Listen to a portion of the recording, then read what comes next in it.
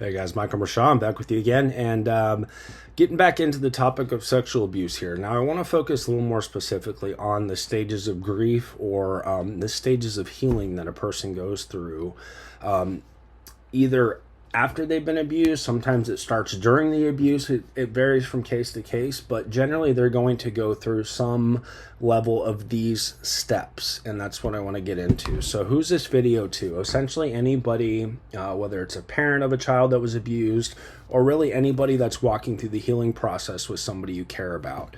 And that goes for both adults and kids. Sometimes you have people that were abused as a kid and didn't say anything, or it didn't come out until they were adults.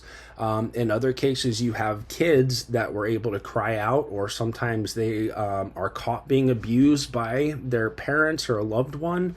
There's many different situations, but in any case, I want to give you some more insights into what the process of healing looks like, so you kind of know what to expect and you can better support them. So I want to explicitly just take a second and talk to the victims. If anybody on this video happens to be a victim of sexual abuse, I want you to hear me very clearly. It was not your fault, and it is not your fault. You were not a participant, as much as you may have been led to believe, as much as your perpetrator may have made you believe through the grooming process that it's your fault that this is happening, or you're the cause of this, or you are participating in this willingly. Whatever it is, you are the victim in all of this.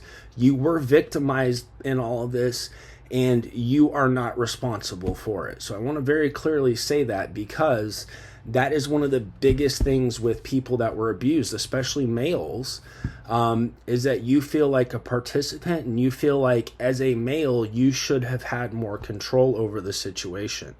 And that is just simply not the case. The people that perpetrate these acts are master manipulators. So their whole intent behind this is to gain power and control over you. And one way that they do that is to make you feel like you're participating in this willingly, or uses of threats and other things to where you feel like it's your fault. And that is just simply not the case. So what are we going to cover? The 5 stages of grief a victim of childhood sexual abuse goes through. Again, we're not going to cover all 5 because I'm going to split this into a couple videos.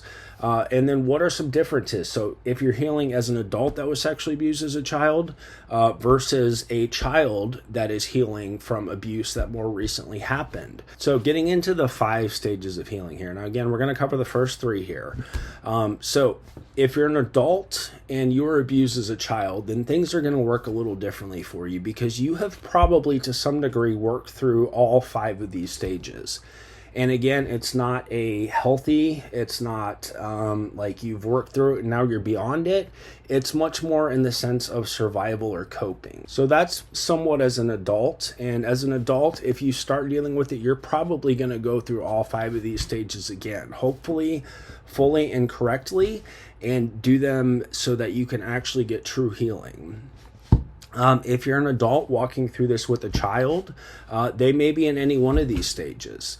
And another point in this is that maybe you don't know that your child was abused, but you notice that their behavior is off. Maybe they're extremely angry, or they're extremely depressed when that's not their normal.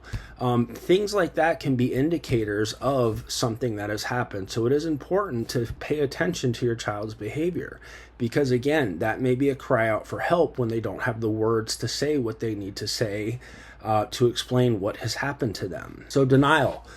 It may seem obvious, but there's kind of a stage that comes before the actual denial begins, and that's essentially just your brain going into a shutdown. Your nervous system, in a sense, just goes into shock, because what has happened is so horrific, and there is literally no way for your mind to deal with it and to categorize or make sense of it, that it just, as a coping mechanism or as a defense mechanism, it simply just shuts down.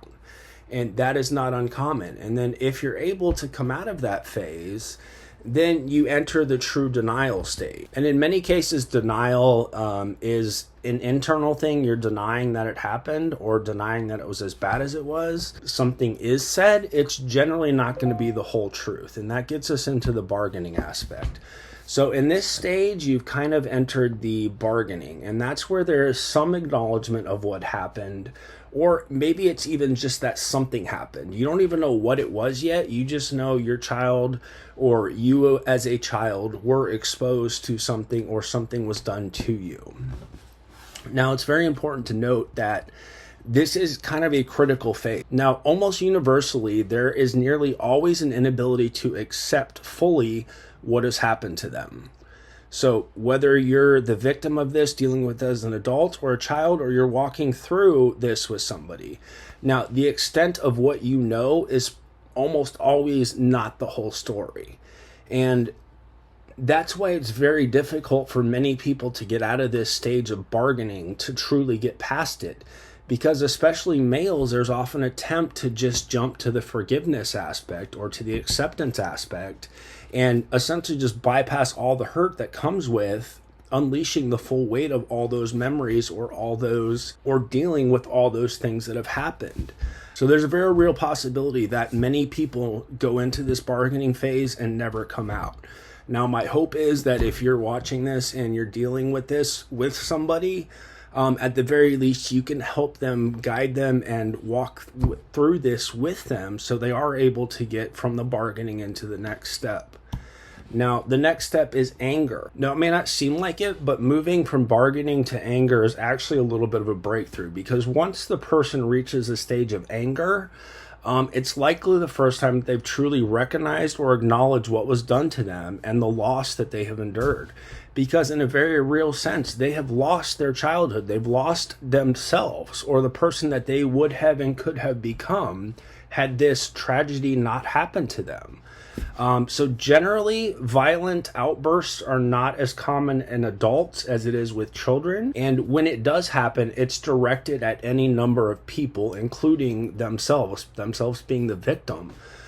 So if you're a spouse, a parent, a sibling, whoever you may be to this person that was abused, there is a very good chance that they're going to lash out at you, because you're the person there and you're the person they can lash out at when they can't lash out at the person that actually did this to them. So to just kind of reiterate that a little bit, there is a potential for extreme anger, and there's a very real possibility that they're going to say some very hurtful things because, especially as a child, they may feel like you as the parent or as the caregiver did not protect them from this. So try not to take it personally. Try not to get wrapped up in it. It is important that they are allowed to be angry and that they are allowed to feel what they need to feel and express what they're feeling, because for so long they were not allowed to. During this whole abuse process, they were being controlled and manipulated. So it's very important that you give them the space, and more importantly, a safe space where they can express this and where they can be angry and where they can lash out. And again, if you're experiencing some level of this in your child and you don't know that anything has happened, if the character is atypical for what they normally experience, then that is generally a sign that something is going on. Pay attention to their behavior. If something dramatically different from their normal happens and continues, then there is a good chance that something happened. Again, it may not be sexual abuse, but something. So next week we're going to get into both sadness and acceptance. So sadness or depression, and then finally acceptance. And my goal is that everybody gets the help they need. Anybody in this situation, I want to shed light on it, and I want to bring more awareness to it. So whether you're the victim of this or you're walking through somebody, I do hope this was helpful to you, and check back in next week. Again, don't forget to like and subscribe if you haven't. And if you have any comments, I'd love to see those as well.